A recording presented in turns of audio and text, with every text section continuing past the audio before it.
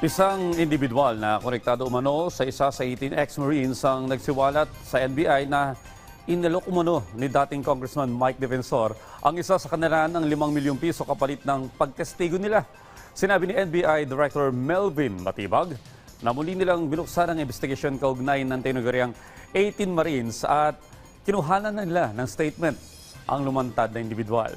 Ipinasabi na anya ang isang miyembrong idinadawit at si Mike Defensor para magbigay linaw sa mga paratang.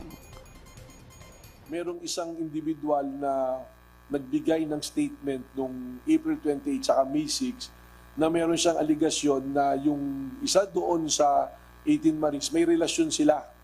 May relationship sila at napag-usapan nila, alam niya yung nangyayari dito sa 18 Marines na to at may allegation na may binayad. At pinangalanan si dating Congressman Mike Defensor na siya yung nag-offer ng halaga ng 5 million para maging testigo nga, lumabas, mag-press conference.